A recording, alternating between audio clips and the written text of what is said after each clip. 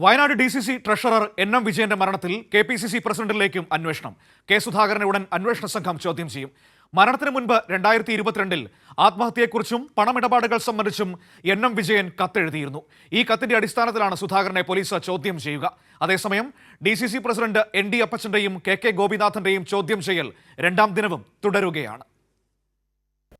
NM വിജയന്റെയും മകന്റെയും മരണത്തിനു ശേഷം പുറത്തുവന്ന ആത്മഹത്യാക്കുറിപ്പിനും കത്തുകൾക്കും പുറമെ NM വിജയൻ എഴുതിയ മറ്റൊരു കത്ത് പോലീസിന്റെ കയ്യിലുണ്ട്. കത്ത് KPCC പ്രസിഡന്റിനുള്ളതാണ്.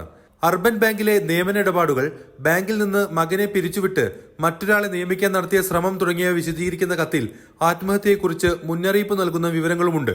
ഈ കത്ത് ലഭിക്കുമ്പോൾ താൻ ജീവനോടെ ഉണ്ടാവില്ല എന്നാണ് ഈ കത്തിലെ പ്രധാന പരാമർശം. നേതാക്കൾ നടത്തിയ വൻ സാമ്പത്തിക ഇടപാടുകൾ മാത്രമല്ല, NM വിജയൻ ആത്മഹത്യ ചെയ്തേക്കുമെന്ന വിവരവും കോൺഗ്രസ് നേതൃത്വത്തിന് അറിയാമായിരുന്നു എന്നാണ് പുതിയ വിവരങ്ങളിലൂടെ വ്യക്തമാവുന്നത്. ഈ കത്തിനു ശേഷവും നടപടി കാത്തിരുന്ന NM വിജയൻ നിരാശനാവുകയായിരുന്നു. പിന്നീടാണ് മരണത്തിനു ശേഷമെങ്കിലും നടപടി ആവശ്യപ്പെട്ട് കത്തെഴുതി വെക്കുന്നത്. അതിക്രൂര അവഗണനയാണ് NM വിജയൻ നേരിട്ടത്. ഈ കത്തിന്റെ അടിസ്ഥാനത്തിൽ കൂടിയാണ് കെ സുധാകരനെ പോലീസ് ചോദ്യം ചെയ്യാനൊരുങ്ങുന്നത്. കത്ത് ലഭിച്ചിട്ടുണ്ടോ തുടങ്ങി വിശദാംശങ്ങൾ പോലീസ് തേടും.